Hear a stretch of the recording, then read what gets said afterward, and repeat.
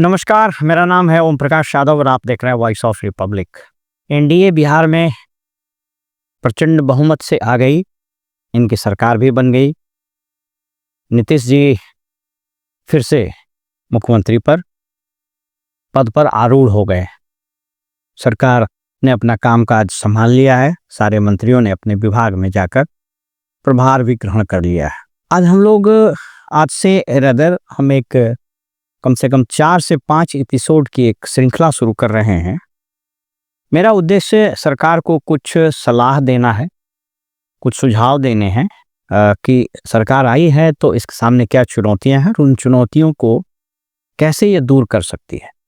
सबसे पहले तो हम आपको ये बताते चलें कि सरकार के सामने जो 4-5 समस्याएं मुंह बाए खड़ी है सुरसा की तरह, उसमें सबसे पहले है भ्रष्टाचार। और भ्रष्टाचार जब हम कहते हैं तो भ्रष्टाचार हमेशा गंगोत्री होती है जो ऊपर से नीचे बहती है। तो पहला मुद्दा है भ्रष्टाचार, पहली चुनौती है भ्रष्टाचार।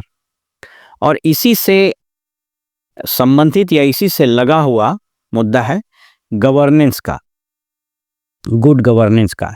कैसे यहाँ गवर्नेंस कोलैप्स हुआ है वो फिर हम किसी दूसरे एपिसोड में बात करेंगे। तीसरे एपिसोड में हम बात करेंगे कि शिक्षा कैसे बर्बाद हुआ है, यहाँ शिक्षा को कैसे सुधारा जा सकता है, स्पेशली प्राथमिक और माध्यमिक शिक्षा। अगर समय मिला या दर्शकों की राय हुई तो उच्च शिक्षा पर भी हम लोग बात कर सकते हैं, लेकिन प्राथमिक और माध्यमिक शिक्षा को कैसे सुधारा जा सकता है तो तीसरे एपिसोड में उस पर हम लोग बात करेंगे। चौथे एपिसोड में पहला करप्शन, दूसरा गवर्नेंस, तीसरा शिक्षा और चौथा इंडस्ट्रियलाइजेशन कैसे हो, डेवलपमेंट कैसे हो और माइग्रेशन इसका कैसे रुके। और अगर आवश्यकता हुई तो लैंड रिफॉर्म्स पर फिर हम लोग बात करेंगे, सर्वे पर फिर बात करेंगे। नए मंत्री ज्वाइन कर लिए हैं, विजय कुमार सिन्हा जो उप मुख्यमंत्री भी हैं, तो सर्वे को कैसे फिर से स्टार्ट किया जा सकता है। मैंने सर्वे के सत्यानाश के सीरीज से मुझको लगता है 10 से ज़्यादा एपिसोड्स बनाए थे। और अगर आप हमारे आर्काइव में जाके देखिएगा तो आप पाइएगा कि मैंने पहले एपिसोड करीब 1-1.25 साल पहले जो बनाया था उसी में कहा था कि ये सर्वे जिस तरीके से हो रहा है वो नहीं हो पाएगा, और मेरी बात सत्य हुई और वो सर्वे नहीं हो पाया, वो जहाँ का तहाँ है। आज सबसे पहले हम लोग बात करते हैं सरकार में व्याप्त भ्रष्टाचार की। भ्रष्टाचार निचले तबके में कितना है, निचले कार्यालयों में, प्रखंडों में, अंचलों में, थानों में, सीडीपीओ के कार्यालय में, विभिन्न विभागों के निचले स्तर पर, चाहे वो बिजली विभाग हो या अन्य कोई विभाग हो, सप्लाई डिपार्टमेंट, सबकी वही स्थिति है। लेकिन जनता स्वाभाविक रूप से सबसे ज़्यादा त्रस्त निचले स्तर पर होती है। यहाँ मंत्री कितना पैसा ले रहा है या अपर मुख्य सचिव या पुलिस के वरीय अधिकारी लोग कितना पैसा ले रहे हैं, ये इसका सीधा प्रभाव, प्रत्यक्ष प्रभाव नहीं पड़ता है। लेकिन करप्शन का थ्योरी ये कहता है कि करप्शन हमेशा टॉप से बॉटम की ओर मूव करता है, इसलिए करप्शन को कम करना ये ऑल परवेसिव फेनोमेना, दुनिया के हर एक मुल्कों में करप्शन है। इसलिए वर्ल्ड करप्शन इंडेक्स भी बनता है कि दुनिया के मुल्कों में किस देश में सबसे ज़्यादा करप्शन है। तो वो एकेडमिक डिस्कशन के लिए अच्छा होता है। मेरा उद्देश्य वो नहीं है करने का, वो आप लोग सभी लोग प्रबुद्ध जन है, उसको आप जानते हैं। हम यहाँ सिंपल कुछ स्टेप्स बताते हैं सरकार को कि जो स्टेप्स अगर ले लिया जाए, इन स्टेप्स को अगर उठा लिया जाए, तो मैं ये दावा नहीं कर रहा हूँ कि करप्शन खत्म हो जाएगा, लेकिन बहुत हद तक इस पर लगाम लग जाएगा।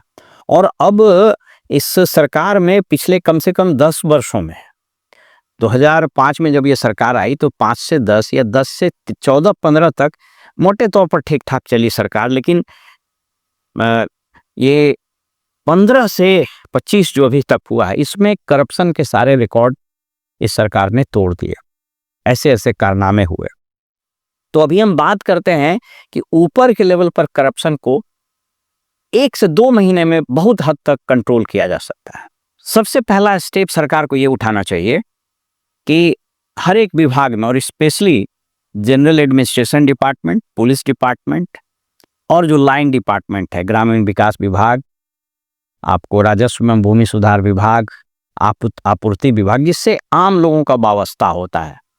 यहाँ पर immediate transfer and posting rotation policy बनाना चाहिए। मैं ऐसा क्यों कर रहा हूँ? ऐसा इसलिए कर रहा हूँ कि ट्रांसफर एंड पोस्टिंग में मुझको याद है कि जब ये सरकार आई थी 2005 में, तो उसके कुछ ही साल बाद इन्होंने एक पॉलिसी डिसीजन लिया था। और आप सबको पता है कि संविधान के अनुच्छेद 166 के तहत कार्यपालक नियमावली बना हुआ है और उसी के तहत ट्रांसफर पोस्टिंग की नीति निर्धारित है। तो उसमें हर एक विभाग में एक स्थापना समिति थी, एस्टेब्लिशमेंट बोर्ड या एस्टेब्लिशमेंट कमेटी, और वो कमेटी तय मानक के अनुसार कि 3 साल पूरा हुआ या नहीं, किस रैंक में कौन अफसर है, अकॉर्डिंगली वो लिस्ट बनती थी और वो फिर सेक्रेटरी को होते हुए संबंधित विभागीय मंत्री के पास जाती थी। तो मई जून में वो ट्रांसफ़र कर पाते थे। हालांकि उसके पहले मई जून के अलावा दिसंबर जनवरी वगैरह में भी होता था। तो वो 2 चेंज किया गया। पहला तो चेंज अच्छा किया गया कि सिर्फ अब मई जून में होगा, रेदर जून में होगा। लेकिन उसमें एक सुधार नीतीश जी ने किया था। हालांकि उन्होंने अच्छी नीयत से किया था, लेकिन उसका बहुत दुष्प्रभाव हुआ कि स्थापना समिति भंग कर दी गई और ये सारे अधिकार मंत्रियों को दे दिए गए। इसका परिणाम अब ये हुआ है कि मंत्रियों के यहाँ दुकान खुल गया है और इस दुकान में जो जितना ज़्यादा चढ़ावा देता है, सारे नियम कानून टूट गए। बीडीओ में, सीओ में, मार्केटिंग अफसर में, या अलग जितने तरह के कैडर हैं ब्लॉक अंचल स्तर पर, उन सबों में दुकान खुल गया। कुछ मंत्रियों के भ्रष्टाचार के तो ऐसे ऐसे कारनामे आए कि शर्म से सर झुक गया। कुछ में मुख्यमंत्री ने फाइल मंगवा कर उसको स्टे भी कर दिया। रामनारायण मंडल, माफ़ कीजिएगा, रामनारायण मंडल बांका के राजस्व में भूमि सुधार मंत्री थे। उनके समय में इतनी बदनामी हुई कि वो फाइल मंगाकर ट्रांसफ़र पोस्टिंग रोका गया, एकदम दुकान खुल गया था। उसके बाद से फिर और मिनिस्टर्स लोग आए। आलोक मेहता जी के समय, उनको थोड़ा छोटा कार्यकाल था तो उनके समय में हो ही नहीं पाया। रामसूरत राय जी जब आए तो इन्होंने तो हद कर दी और इन्होंने भ्रष्टाचार के सारे कीर्तिमान को ध्वस्त कर दिया। दुकान खुल गया। लोगों ने इतने 50 लाख 1 करोड़ रुपया सीओ का ट्रांसफ़र पोस्टिंग में चलता था। अब आप सोच लीजिए कि जो सीओ ट्रांसफ़र पोस्टिंग में 1 करोड़ रुपया देगा तो जनता से ही पैसा वसूलेगा। तो वो हुआ। उसके बाद फिर सरावगी जी वगैरह आए तो इन लोगों की भी कोई अच्छी छवि रही नहीं। वो ऐसा इसलिए हुआ कि ट्रांसफ़र पोस्टिंग मनमाना ढंग से होने लगा। मिनिस्टर एक लिस्ट बनाता था, उसमें कुछ विधायकों की अनुशंसा, पहले विधायकों की अनुशंसा पर ऐसे ही हो जाता था। बाद में हुआ कि नहीं, विधायक की अनुशंसा तो चाहिए, पैसा भी चाहिए, तो विधायक अनुशंसा में भी पैसा लेने लगा। तो दोहरी मार पड़ने लगी पदाधिकारियों को। तो जिसके पास पूंजी था, उसको कई अधिकारियों से बात होता था, लोग नौकरी इस तरीके से करने लगे कि वो 20-25 लाख 50 लाख रुपया पूंजी रखता था कि वो पूंजी लगा के अच्छा पोस्टिंग कमाएगा और फिर पैसा कमा के वो पूंजी फिर वापस लेगा और फिर जो कमाएगा सो उसकी आमदनी होगी। तो ट्रांसफ़र पोस्टिंग रोटेशन पॉलिसी अगर बना दिया जाए कि साहब बिना 3 साल के होगा नहीं, और मैं उसके डिटेल में नहीं जाता हूँ, उसमें बनता ऐसे है कि मान लीजिए कि पूरे राज्य में 550 या 538 जितना भी प्रखंड अंचल है, या फिर और किसी यूनिट को उठा सकते हैं, उनको 3 भागों में बांट दिया जाता है, ए, बी और सी, या 4 भागों में बांट दीजिए, ए, बी, सी, डी। जो बड़े और अपेक्षाकृत अच्छे जगह माने जाते हैं उनको ग्रुप ए में, फिर बी में, फिर सी में, फिर डी में, और वो रोटेट करता है। डी वाला फिर ए में आएगा, ए वाला फिर बी में जाएगा, बी वाला सी में जाएगा, सी वाला डी। तो सबको पता रहेगा कि अगर मैं आज ए में हूँ तो 3 साल के बाद हमको बी में जाना पड़ेगा, और वो नोटिफाइड रहेगा वो प्रखंड और अंचल। तो इससे डिस्क्रिशन समाप्त हो जाएगा और इस स्थापना बोर्ड को पुनर्जीवित इस ट्रांसफ़र पोस्टिंग पॉलिसी में कर दिया जाए। मेरा दावा है कि अगर ट्रांसफ़र पोस्टिंग रोटेशन पॉलिसी बना दी जाए और स्थापना बोर्ड को फिर से पुनर्जीवित कर दिया जाए और उसके लिए स्पष्ट गाइडलाइंस निर्धारित हो जाए जो कैबिनेट से पास हो जाए कि 3 साल पहले से के अंदर नहीं हो सकेगा, फिर कौन किस रैंक में रहेगा, उस रैंक के हिसाब से पोस्ट आइडेंटिफाइड रहेंगे, उसी पर रहेगा। देखिए, पदाधिकारी लोग डिस्परेट क्यों हो जाता है? उसको लगता है कि अगर हम नहीं पैरवी करेंगे, अगर हम पैसा नहीं देंगे तो हमेशा पिकाते रहेंगे। हमने कई अधिकारियों को देखा है, डिप्टी कलेक्टर में, आईएएस में और जगहों पर, कि जो जिसको पैरवी नहीं थी वो संत ही रह गया। कई एक ऐसे आईएएस अधिकारी रहे जो डीएम बने ही नहीं, और कई एक ऐसे अधिकारी रहे जो 15-15 साल कलेक्टर रहे। कई एक ऐसे डिप्टी कलेक्टर को हम जानते हैं जो 5-5, 6-6 टर्म एसडीओ रह गया, लगातार फील्ड में ही बना हुआ। कई ऐसे अच्छे अधिकारी को जानते हैं जिसको कोई काम करने का मौका ही नहीं मिला। वो ऐसा इसलिए हुआ कि यहाँ कोई स्पष्ट, ट्रांसपेरेंट और बिल्कुल वैज्ञानिक तरीके से ट्रांसफर, पोस्टिंग, रोटेशन पॉलिसी नहीं थी। तो ये पहला स्टेप नीतीश जी को तुरंत उठाना चाहिए, और ये हर विभाग में बन सकता है। इसमें 1 महीना 2 महीने का जो भी समय लगे, लेकिन ये बन सकता है। और अगर ये बन गया तो यकीन मानिए कि ट्रांसफर और पोस्टिंग के दुकान में ताला तो नहीं लगेगा, लेकिन ये दुकान का टाइम जरूर मतलब बहुत हद तक रेगुलेट हो जाएगा। दूसरा स्टेप, कालांतर में पहले इक्का दुक्का मिनिस्टर या एमएलए किसी का रिकमेंडेशन कर देते थे कि अच्छे अधिकारी इनको फलाने जगह कर दिया जाए। धीरे धीरे धीरे ये हुआ ये कि जो एमएलएज हैं वो अपने एरिया का ही रिकमेंडेशन कर सकेंगे। फिर धीरे धीरे हुआ कि नहीं, बिना इनका रिकमेंडेशन को होगा ही नहीं। तो एमएलए लोगों को भी लगने लगा कि जब मेरे रिकमेंडेशन पर ही होना है और हमको एरिया में अपना रिकमेंडेशन करना है, तो इन लोगों ने रेट खोल दिया। मैं आपको कैमरे पर बता रहा हूँ, एकाध अपवाद को अगर छोड़ दीजिए तो अधिकांश एमएलए जिन लोगों ने रिकमेंडेशन किए हैं, बीडीओज के, सीओज के, कुछ के तो थाना का हालांकि नहीं चल पाता है, चूँकि एसपी करता है उसको, ब्लॉक सप्लाई ऑफिसर का, ब्लॉक में पंचायती राज ऑफिसर का, सीडीपीओ का, यानी जितने तरह के पद कर सकते हैं, जूनियर इंजीनियर का, ये सब में एमएलए के रिकमेंडेशंस चले, आरडब्ल्यूडी का सब में चले।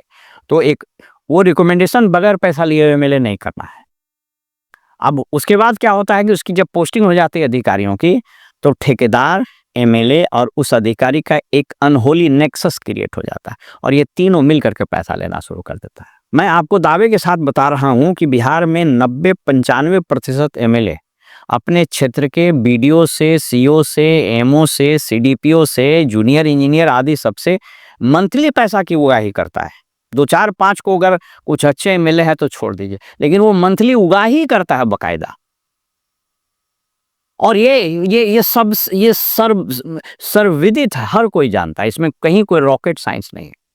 तो आप ट्रांसफर पोस्टिंग में एमएलए के रिकमेंडेशंस को रूथलेसली बंद करिए कि जो रिकमेंडेशन देगा इंस्टेंटली उस पर कार्रवाई हो जाए और वो सस्पेंड हो जाए, तुरंत धंधा बंद हो जाएगा। और ये नीतीश कुमार जी ही कर सकते हैं, क्योंकि ये सख्त निर्णय लेने के लिए विख्यात रहे हैं। मेरी अपेक्षा है कि इस सरकार को प्रचंड बहुमत मिला है और अभी आप कर सकते हैं, और इसको 100 डेज में कर दीजिएगा तभी होगा। बाद में धीरे धीरे मोनोटोनी हो जाता है, इनर्सिया हो जाता है। तो ये एमएलए के ट्रांसफर पोस्टिंग में रिकमेंडेशंस की बाध्यता खत्म कीजिए। एमएलए का काम विधानमंडल में नियम बनाने थे, पॉलिसी फ्रेमिंग में विधानमंडल में काम लेना था। एमएलए का काम ठेकेदारी नहीं करना था। ये तो कालांतर में पूरा एमएलए का जो काम था, जो लेजिस्लेचर का काम था, वही करप्ट हो गया। उसमें ही वो आप उसको समझिए कि वही कॉन्टामिनेटेड हो गया। एमएलए का ये काम नहीं था कि रोड बनवाओ, ये कराओ, झाड़ू लगाओ, ये। लेकिन अब तो जनता की भी यही अपेक्षा है कि एमएलए को वो काम है ही नहीं। एमएलए का काम विधानमंडल में प्रश्न उठाने थे, ध्यान आकर्षण देना था, कोई पॉलिसी डिसीजन हो उस पर बात करनी थी, बजट पर बात करनी थी, अधिनियम पर बात करना थी, ये सारी बातें करनी थी। तीसरी चीज, ट्रांसफर पोस्टिंग में खास करके आईएएस, आईपीएस, डीएसपी और डिप्टी कलेक्टर में, या फिर लाइन डिपार्टमेंट में एग्जीक्यूटिव सुपरिटेंडेंट इंजीनियर वगैरह, चीफ इंजीनियर वगैरह में, एक एक्स्ट्रा कॉन्स्टिट्यूशनल बॉडी का यहाँ पर उदय हो गया है, और वो है मुख्यमंत्री आवास में बैठा हुआ एक रिटायर्ड अधिकारी। वो ऐसा, और वो और उसके साथ कुछ अधिकारी, इन लोगों ने ऐसा एक एक्स्ट्रा कॉन्स्टिट्यूशनल बॉडी बना लिया कि वहीं से अधिकारियों के नाम स्लिप पर आते थे पहले, और वो नोटिफिकेशन निकलता था। अब उसमें भी बदलाव आ गया। अब वहीं से नोटिफिकेशन का प्रारूप भेज दिया जाता है विभागों में, और उसमें लिख दिया जाता है कि महोदय ने अनुमोदन किया, महोदय ने किया है या नहीं किया हमको नहीं मालूम है, और नोटिफिकेशन निकल जाता है। इसका दुष्परिणाम ये हुआ है कि आज राज्य में पूरा गवर्नेंस कोलैप्स करने का एक प्रमुख कारण यह बन गया है कि सीनियरिटी जूनियरिटी का कोई मतलब नहीं रहा। आप जीरो में उठा के देख लीजिए, कई एक जगह पर डायरेक्टर डीआरडीए वो सीनियर है डीडीसी, एसडीओ सीनियर है एडीएम से, एडिशनल सेक्रेटरी रैंक का अधिकारी एडीएम बना हुआ है। यानी कोई किसी को कोई मतलब नहीं। सेम पद पर वो डिप्टी सेक्रेटरी था, प्रमोशन हुआ, ज्वाइंट सेक्रेटरी, वही कुर्सी, वही टेबल, वही फाइल, सब रह गई। मोनोटोनी हो गया है। एक एक विभाग में कई एक डिप्टी सेक्रेटरी, ज्वाइंट सेक्रेटरी को हम जानते हैं 5 साल, 7 साल, 8 साल हो गया, परेशान है, मैंने जलील होते रहता है। तो सीनियरिटी जूनियरिटी का ख्याल इसलिए नहीं रखा गया कि आपने स्थापना समिति भंग कर दी, ट्रांसफर पोस्टिंग रोटेशन पॉलिसी है नहीं, तो जिसको मन किया, याद पड़ा वन फाइन मॉर्निंग साहब को याद पड़ा कि इसको वहां कर दो तो कर दिए, नहीं याद पड़ा तो अब पड़े रही। तो ये सीनियरिटी जूनियरिटी जो भंग हुआ है, सीनियर जूनियर बन गया, जूनियर सीनियर बन गया, उसका मनोबल टूट गया, वो जलील होते रहता है। कई जगह हम लोगों ने देखा है कि बंदोबस्त पदाधिकारी 3 साल सीनियर है, कलेक्टर जूनियर है, और सरकार कहती है उसके नीचे आ जाइए। DCLR सीनियर है, SDO जूनियर है। ये हो ही नहीं सकता है, नहीं चल सकता है। तब तो आर्मी में कर दीजिए कि कैप्टन जो है वो मेजर को ऑर्डर देगा, मेजर कर्नल को ऑर्डर होगा देगा। देखिए कोलैप्स हो जाता है कि नहीं हो जाता है। तो यहाँ कोलैप्स होने का वही कारण हुआ है। तो इसको खत्म करना चाहिए, तीसरी चीज। चौथा, कार्डर मैनेजमेंट एक वर्ड है, इसको हमेशा याद रखिए। कार्डर मैनेजमेंट एक साइंटिफिक टर्म है। कार्डर मैनेजमेंट को जितना जल्दी हो सके हर विभाग में इसके लिए एक डेडिकेटेड जो सेक्शन रहे और वो कार्डर मैनेज करे। और पायलट बेसिस पर IAS के लिए तो बाय एंड लार्ज है, लेकिन IAS, IPS, DSP, deputy collector और कैडर के अफसर के लिए कार्डर मैनेजमेंट को स्पष्ट रूप से बनाया जाना चाहिए। और हर विभाग में हर रैंक, हर कैडर के ऑफिशियल्स के लिए कार्डर रूल्स बनने चाहिए। बहुत सारे कार्डर रूल बने भी हैं, लेकिन वो कार्डर रूल्स ऐसे बने हैं कि अब होता जैसे, इसको ऐसे समझिए, क्योंकि डिप्टी कलेक्टर और IAS के लिए मुख्यमंत्री विभागीय मंत्री हुए, IPS और DSP का भी पहले मुख्यमंत्री ही थे, तो अभी भी फाइनल अथॉरिटी मुख्यमंत्री ही है। तो इनके पास कार्डर रूल बनाने में बड़ी दिक्कत हो चुकी, फाइल CM के पास जाएगा। बाकी सब विभाग में तो विभागीय मंत्री है। तो उस कार्डर में काम करने वाले जो स्ट्रेंथ है, उन लोग ने एक धंधा शुरू किया। वो लोग कुछ पैसा जमा करता था, मंत्री जी को एक मुश्त पैसा दिया और मनमाना कार्डर रूल बनना शुरू हो गया। बिहार के कई एक विभागों में मनमाने कार्डर रूल ऐसा बन गया है कि अभी तो लोगों को नहीं समझ में आ रहा। उसकी इतनी विसंगति आएगी कि मालूम हुआ कि जो बाद में नियुक्ति हुआ उसकी प्रोन्नति पहले हो जाएगा, और जो बहुत पहले जिसकी नियुक्ति हुई उसकी प्रोन्नति बहुत बाद में होगी। बहुत सारी विसंगतियां आने वाली। तो एक कार्डर management system general administration department में हो, जो हर विभाग के कार्डर रूल को यूनिफॉर्म कार्डर रूल बनाए। आर्मी में कैसे होता है, वो डॉक्टर भी है तो उसका रैंक निर्धारित है, वो मेडिकल कोर में भी है तो वो colonel, major, lieutenant general, ordnance corps में भी है, इंजीनियरिंग कोर में भी है। तो उस तरह का कार्डर मैनेजमेंट होना चाहिए यहाँ पर, लेकिन ऐसा तो यहाँ हुआ नहीं। ये सब करप्शन के बहुत ये रीजंस है। एक और चीज आप अभी बिहार में मैं आपको स्क्रीन पर दिखा देता हूं। कुछ जो मुख्यमंत्री के चहेते अधिकारी हैं, उनके जिम्मे माने 5-5, 6-6 विभाग का प्रभार है। आप एक समय देख लीजिए, प्रत्यय अमृत, स्वास्थ्य विभाग, रोड, आपदा प्रबंधन सहित अन्य बहुत सारा विभाग। अभी देखिए, अब माने आप बी राजेंद्र, ये अच्छे अफसर है, मैं अफसर किसी को नहीं कर रहा हूँ, बी राजेंद्र, सामान्य प्रशासन विभाग, शिक्षा विभाग, उसके बाद खेल विभाग या किसी और विभाग के भी चार्ज में है। आनंद किशोर 8-9 साल से विद्यालय परीक्षा समिति के अध्यक्ष, वित्त विभाग के भी हैं, फॉरेस्ट डिपार्टमेंट के भी हैं। मतलब हल स्थिति हो गई है।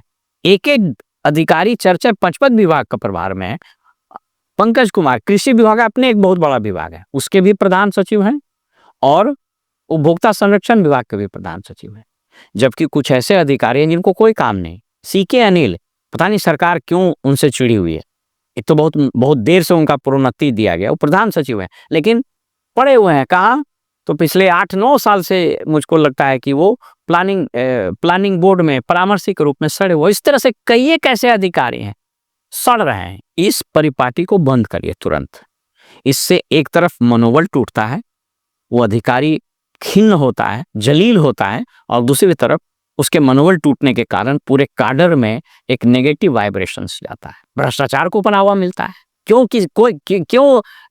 स्वास्थ्य विभाग में इतने दिन तक ये रहे, क्यों रोड डिपार्टमेंट में कोई इतना दिन रह जाता है, कोई बिल्डिंग डिपार्टमेंट में क्यों इतना दिन से है। तो ये सारी चीजें हैं, इसको खत्म करनी चाहिए कि सेक्रेटेरिएट लेवल पर एक विभाग से ज्यादा प्रभार में कोई नहीं रहे। बहुत आवश्यक हो तभी 2 विभाग हो।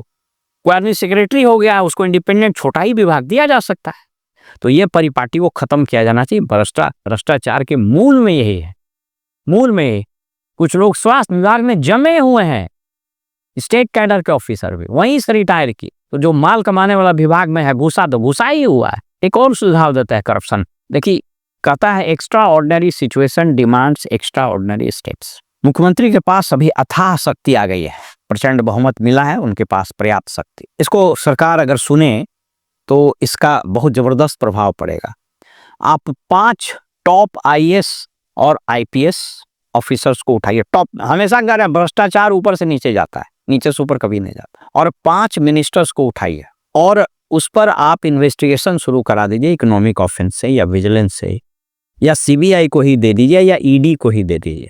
सबको मालूम है कि ये 5 टॉप आईएएस और आईपीएस में कौन लोग हैं, सबको मालूम है कि मिनिस्टर में कौन है। आप तो एक मौका गवा दिए। अशोक चौधरी कौन नहीं जान रहा है, अभी फिर उनका आया है जनसुराज का कि 200 करोड़ के संपत्ति के खरीदगी का तो उन्होंने कागज दे दिया है। तो कह रहे हैं कि हमारी पत्नी कैसे खरीदी, हम इंक्वायरी करते हैं। कौन नहीं जान रहा है। RWD के नीचे जो चाय बेचते रहता है ना कैंटीन में, उसको भी पता है कि मंत्री कितना पैसा ले रहा है। श्रवण कुमार कई एक पत्र वायरल हुए, कौन नहीं जान रहा है कि ट्रांसफर पोस्टिंग में बीडीओ से प्रोग्राम ऑफिसर से कितने पैसे की वो उगाई हो रही हो, वहां उनका एक प्राइवेट पीए है जो कैसे वसूल रहा है, सब जानता है। फिर आपने मिनिस्टर बना दिया, आपने अशोक चौधरी को फिर मिनिस्टर बनाया। मदन सैनी के बारे में अतुल प्रसाद जब थे अपर मुख्य सचिव, उनसे झगड़ा इसी को लेकर के हुआ, हरजोत कौर से झगड़ा इसी को लेकर के हुआ। मैंने एक सीडीपीओ से सेंटर के हिसाब से पैसा बांधा हुआ है कि अगर किसी सीडीपीओ के जुरिस्डिक्शन में 200 सेंटर है तो उसको इतना पैसा ट्रांसफर पोस्टिंग में लगेगा और इतना मंथली लगेगा। इस मिनिस्टर का इकोनॉमिक ऑफेंस है, जरा जांच करवा दीजिए या सीबीआई में ईडी में भेज दीजिए, पता चल जाएगा। आरसीडी में जो लोग मिनिस्टर रहा है, नगर विकास में जो इसके पहले जेवीएस मिश्रा जी रहे थे, जो दवाई वाले में पकड़ाए, तो सब तो जान ही रहा है। और आप नहीं जान रहे हैं इरिगेशन में क्या हुआ, भवन निर्माण में क्या हो रहा था, RWD में आपको पता है। तो 5 वो मंत्री, आप हिम्मत करिए, इतिहास में आपका नाम दर्ज हो जाएगा, इतिहास में आपको इज्जत के साथ लोग देखेगा। और एक मिसाल आप कायम कर सकते हैं, 5 आईएएस 5 आईपीएस में भी आपको पता है जिलों में क्या क्या लूट मचा हुआ है, एसपी क्या कर रहा है नहीं पता है, सबको पता है। थाने से महीना बंधा हुआ है नहीं पता है। बॉर्डरिंग जिला में चले जाइए ना, आप बांका चले जाइए, बालू से कितनी कमाई हो रही है। जमुई चले जाइए, भागलपुर में कैसे कहलगांव पीरपैंती से जो गिट्टी और कोयला वगैरह आता है उसमें कैसे कमाई हो रही है। नेपाल के बॉर्डरिंग जिलों में सबका वही हाल है। तो 5 आईएएस 5 आईपीएस 5 मिनिस्टर को आइडेंटिफाई कीजिए, 5 दिया 15, आइए सबको दे दीजिए सीबीआई को, ईडी को, किसकी जांच करे। मिला तो ठीक है, नहीं मिला तो कोई बात नहीं। अगर ईडी ने क्लीन कर दिया कि नहीं कुछ नहीं है तो कोई बात नहीं, लेकिन दीजिए। और आपके कार्यालय में, आपके मुख्यमंत्री सचिवालय में जो बैठा हुआ आदमी है, उसको अगर आपने नहीं हटाया तो आपका निष्कंटक राजनीतिक जीवन सदैव कलंकित ही बना रहेगा। इसको करना चाहिए। एक और बात, नेक्स्ट पॉइंट, विधानसभा की टीम जाती है स्टडी टूर करने के लिए। जिलों में कौन सा स्टडी टूर होता है वो सबको पता है, कोई डर से बोलता नहीं है। हाईकोर्ट और विधानसभा के बारे में बोलने में लोगों को डर लगता है, प्रिविलेज हो जाएगा। लेकिन अब तो सोशल मीडिया का जमाना है, कितना प्रिविलेज कीजिएगा। जैसे कहता है ना कि प्रेशर कुकर में पानी भाप बन करके उड़ता है, अगर उसको ज़्यादा कंट्रोल करने की कोशिश कीजिएगा प्रेशर कुकर फाड़ देगा, जैसे नेपाल में फट गया। इसको रेगुलेट कीजिए कि कौन सा स्टडी टूर होता है। वहाँ स्टडी टूर में क्या होता नहीं पता है। जिस जिले में कुछ एक अपवाद भी हैं, कुछ लोग अच्छे लोग भी, लेकिन परसेप्शन ये बन गया है। अब बात कर लीजिए जिलों में, पता आपके पास तो सीआईडी है, आप सीआईडी टीम को लगा दीजिए कि पता करे कि जो विधानसभा की टीम जाती है जिलों में वो पैसे की कैसे उगाही करती है। तो जो अधिकारी पैसा दे रहा है तो वो कोनो रिजर्व बैंक के लॉकर से निकाल के दे रहा है कि पैसा पेड़ से तोड़ के दे रहा है, तो पब्लिक से वसूल के देगा।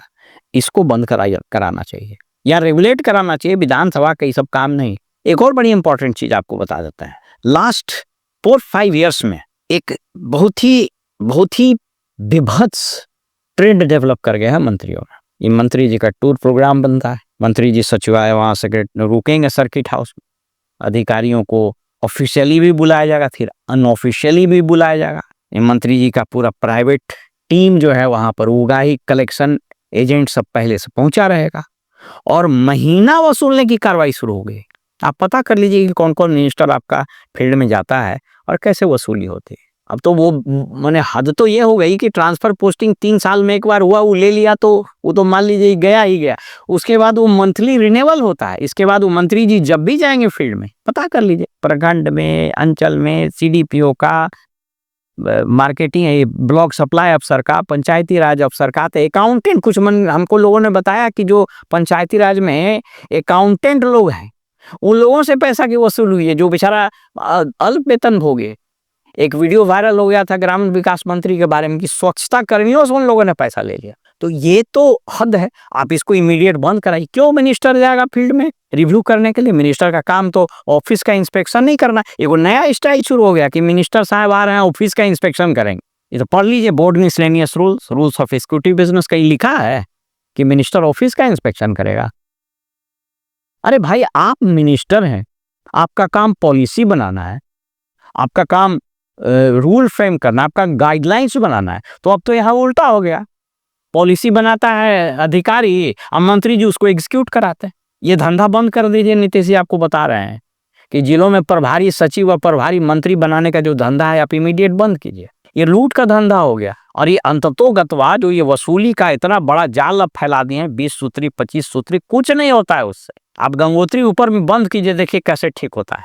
5 या 15, 5 IAS, 5 IPS और 5 मिनिस्टर्स पर आप एग्जाम्पलरी पनिशमेंट इम्पोज कर दीजिए, देखिए कैसे सब, जिसको बोलता है ना देहात में, बिरनी जैसा नाचने लगेगा। लेकिन ये करिएगा तभी। अभी मैंने टॉप लेवल के करप्शन को कम करने की बात की। मेरा दावा है कि जिन बिंदुओं पर मैंने बात की है, अगर इसको एग्जीक्यूट कर दीजिएगा तो प्रतिशत के टर्म्स में अगर हम बात करें तो कम से कम 80 से 85% करप्शन आपका इंस्टेंटली बंद होगा। अगले एपिसोड में हम ग्राउंड लेवल पर जो करप्शन हो रहे हैं, लाइन डिपार्टमेंट में कैसे वसूली, क्या क्या मैकेनिज्म है, उस पर हम बात करेंगे। मैंने एक बार बात कही थी, लाइन डिपार्टमेंट में जो करप्शन है उसका हिसाब।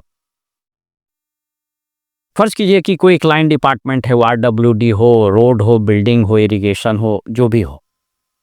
तो क्या होता है, जो टेंडर हुआ, मान लीजिए 100 करोड़ का टेंडर हुआ, तो टेंडर कौन लेगा ये पहले डिसाइड हो जाता है और 2-4 आदमी बैठ करके करता है। मुख्यमंत्री जी को पता है, नहीं पता हमको नहीं मालूम है, लेकिन वही डिसाइड करता है कि ठेकेदार कौन होगा। डिसाइड कर देता है कि अगर 1000 करोड़ है तो 100 ई वाला तुमको मिलेगा, तुमको मिलेगा, ठेकेदार वहीं तय हो जाता है। उसका सेक्रेटरी भी तय होता है कि कौन उस विभाग का सेक्रेटरी रहेगा। और जैसे ही पैसा रिलीज हुआ उतना पैसा आ जाना चाहिए। मोटे तौर पर 25 से 30% पैसा आपको वसूली हो जाती है। तो फर्ज कीजिए कि अगर किसी लाइन डिपार्टमेंट का स्कीम मद में 10,000 करोड़ है, माफ कीजिएगा 5,000 करोड़ है फॉर एग्जाम्पल, तो अगर 5,000 करोड़ है तो उसका 20% माल दूनी 10 करोड़ रुपया तो वसूला ही गया उसी से। ये ट्रांसफर पोस्टिंग वाक्य के अलावा है, ये हर विभाग में वही हाल है। ये कैसे कम हो सकता है, इस पर अगले एपिसोड में हम लोग बात करेंगे कि इस पर कैसे कमी लाई जा सकती है। और जो निचले स्तर पर थाना से लेके, ब्लॉक से लेके, अंचल से लेके, CDPO से लेके, सप्लाई डिपार्टमेंट से लेकर के, पंचायत से लेकर के, वहाँ पर कैसे करप्शन पर रोक लगाया जा सकता है, ये अगले एपिसोड में बात करेंगे। तो फिलहाल हमें इजाज़त दीजिए, आपके कमेंट का इंतज़ार रहेगा।